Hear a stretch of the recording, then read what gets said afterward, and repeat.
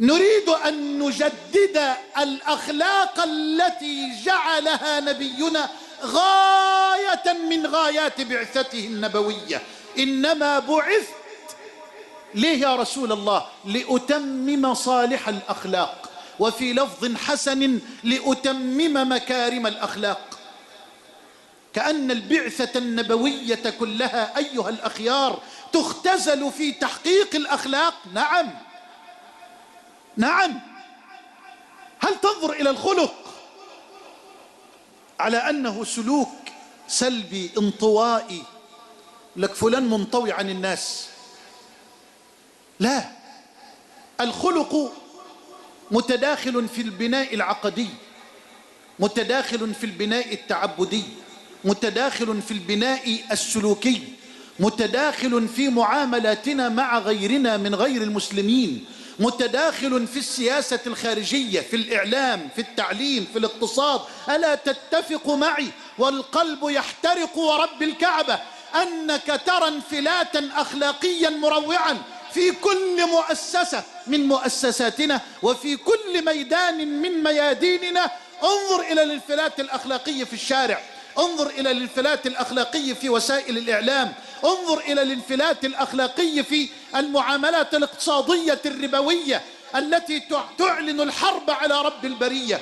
انظروا إلى الانفلات الأخلاقي على شواطئ البحار، انظروا إلى الانفلات الأخلاقي في تبرج بناتنا ونسائنا وأخواتنا.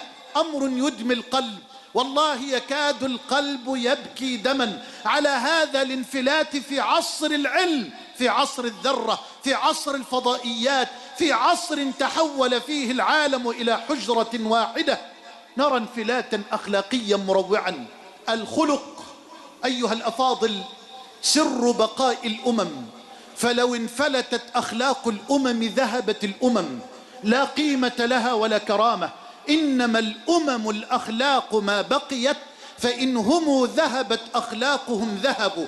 وأجمل من كل ذلك قول حبيبنا المصطفى: تدبر يا من تريد هذه الدرجات العلى، يا من تريد هذه الدرجات العلى، أصغ سمعك، أصغ سمعك وأحضر قلبك، وأحضر قلبك.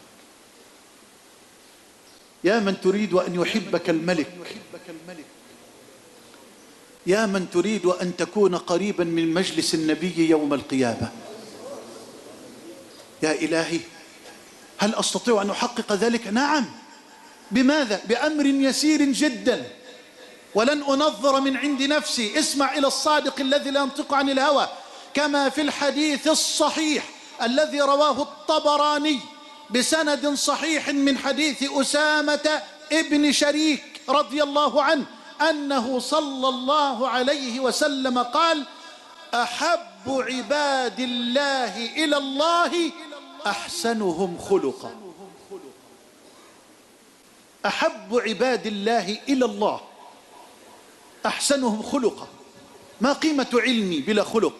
لا قيمة له، والله لا قيمة له. ما قيمة علمي بلا أدب؟ لو كنت أعلم الناس وأنا لا أتأدب مع علمائي ولا مع شيوخي ولا مع آبائي ولا مع أبنائي من الصغار ولا مع المريض ولا مع الضعيف، لا خير في علمي ولا بركة فيه. فمن زاد عليك في الأدب زاد عليك في الدين، من زاد عليك في الأدب زاد عليك في الدين. والله يا بني، أخاطب طلبة العلم الأخيار، والله يا بني لو ملأت الأرض علما بغير أدب فلن يبارك الله لك في علمك ولا فيك. وإن تحركت بكثير أدب مع قليل علم بارك الله فيك وفي علمك وفي دعوتك.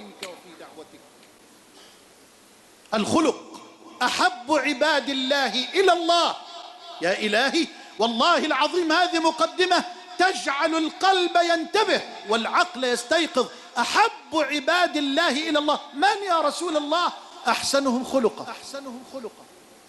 طب يا من تريد قرب النبي محمد، اسمع له صلى الله عليه وسلم كما في سنن الترمذي بسند حسن من حديث جابر بن عبد الله قال صلى الله عليه وآله وصحبه ومن والاه: إن من أحبكم إلي، اللهم اجعلنا منهم يا رب، إن من أحبكم إلي وأقربكم مني مجلسا يوم القيامة أحاسنكم أخلاقا.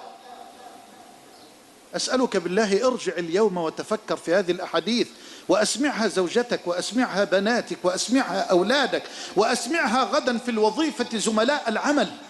إن من أحبكم إلي، إلى محمد صلى الله عليه وسلم، وأقربكم مني مجلسا يوم القيامة أحاسنكم أخلاقا. بل اعلم حبيبي في الله أن أثقل شيء في ميزانك يوم القيامة حسن الخلق، كما في الحديث الصحيح الذي رواه الترمذي وغيره من حديث أبي الدرداء أنه صلى الله عليه وسلم قال: ما من شيء أثقل في ميزان المؤمن يوم القيامة من حسن الخلق. بل وقال صلى الله عليه وسلم كما في سنن أبي داود من حديث أم المؤمنين عائشة بسند صحيح: إن المؤمن ليدرك بحسن خلقه درجة الصائم القائم، درجة الصائم القائم بحسن الخلق. لذا لا تعجب إن قلت لك لقد سئل النبي صلى الله عليه وسلم عن البر فأجاب إجابة نبوية بليغة لا يجيبها إلا من آتاه الله جوامع الكلم. سئل النبي كما في رواية النواس بن سمعان في صحيح مسلم عن البر والإثم فقال: البر حسن الخلق. الله، البر حسن الخلق، والإثم ما حاك في صدرك وكرهت أن يطلع عليه الناس. البر هذا هو حسن الخلق، البر حسن الخلق، والإثم ما حاك في صدرك وكرهت أن يطلع عليه الناس.